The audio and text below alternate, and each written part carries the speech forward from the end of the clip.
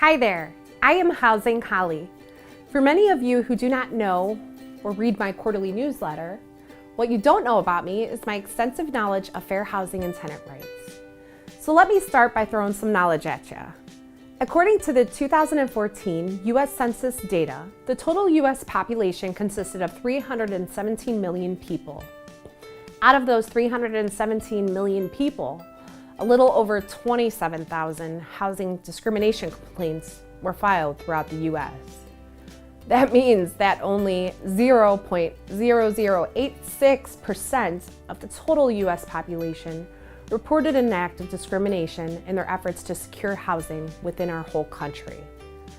With the current injustice towards individuals of race, disability, national origin, sex, and more, you're only telling me that less than 1% of the population have filed a housing discrimination complaint?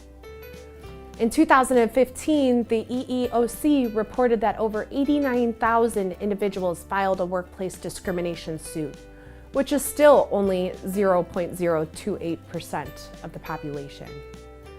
Yet in a study conducted by HUD in 2005, it showed that 1 in 7 adults have experienced some form of discrimination within the workplace, housing, or going about their daily lives. That means over 15% of individuals within the U.S. face some form of discrimination. However, less than 1% of our population has reported these acts of injustice. Which leads me to fair housing. What is it, you ask? Fair housing is your right to have access to decent and affordable housing, regardless of your race, color, religion, national origin, familial status, and disability, among other protected classes, depending on the state that you live in. If you really think about it, everyone is part of a protected class. I am, you are, and even children. Therefore, if a landlord fails to rent a unit to you because of your race, or because you are a single mom or have a disability, that is covered by the Fair Housing Act, and the landlord has violated your rights. So let me take you back to 1866. In 1866, the Civil Rights Act of 1866 was passed, which granted all males born to the U.S., regardless of race, guaranteed all U.S. citizens the right to purchase, lease, sell, or hold personal property. Then, in 1962, President John F. Kennedy issues the Executive Order number 11063, which prohibited the act of discrimination on the basis of race, color, religion, or national origin in federally owned, operated, or assisted housing. 2 years later, Congress enacts the Civil Rights Act of 1964, where Title VI of the Act prohibits discrimination on the basis of race, color, or national origin in programs and activities receiving federal financial assistance. Discrimination and segregation were still prevalent within our country during that time. Unfortunately, it wasn't until April 4th, 1968, after Dr. Martin Luther King Jr. was assassinated, for our country to see any real progress. It was exactly 7 days later that President Johnson signed the Civil Rights Act of 1968 into law. Title VIII of the Act, known as the Fair Housing Act, prohibits discrimination on the basis of race, color, religion, or national origin in the sale, rental, or financing of housing.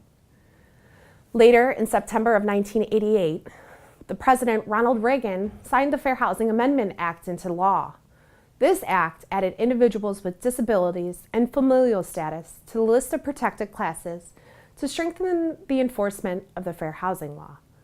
So if you really think about it, it has only been 49 years since the Civil Rights Act has passed to free the barriers so that all individuals, excluding disability and families with children, have an equal right to housing free from discrimination.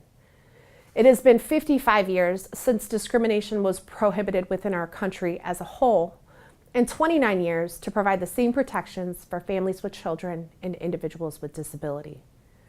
However, today, 1 in 7 people within the U.S. have experienced some form of discrimination, and that is only the individuals who actually participated in the study. So that brings me here. Living free of discrimination has been a constant battle that has rocked our nation for over 150 years and still has yet to allow individuals to live within our country without experiencing discrimination based on the color of your skin, the amount of children you have, because you are a man or a woman, because you are born with a disability, or in some states, because you serve our country. It is an uphill battle that many organizations throughout the U.S. have spent years and money trying to defeat these challenges so that our children and our grandchildren can live in a country where no matter what you look like or where you're from, they can have access to decent schools, transportation, jobs, and housing without facing the struggles that U.S. citizens face today. So who am I? My name is Hollie Rondini.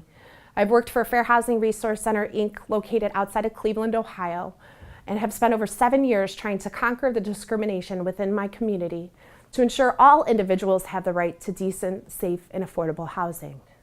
To educate individuals on their rights to have access to housing without barriers, and to prevent discrimination from becoming rampant within my community. As Martin Luther King Jr. once said, "If you can't fly, then run. If you can't run, then walk. If you can't walk, then crawl. But whatever you do, you have to keep moving forward." Let's keep this nation moving forward by not judging the cover of a book, but the person on the inside who really counts. Click the link below for more information on fair housing. Please subscribe to my channel and look out for upcoming videos. If you want to ask a question, shoot me an email at housinghollie@gmail.com. Thanks so much for watching, and Housing Hollie out.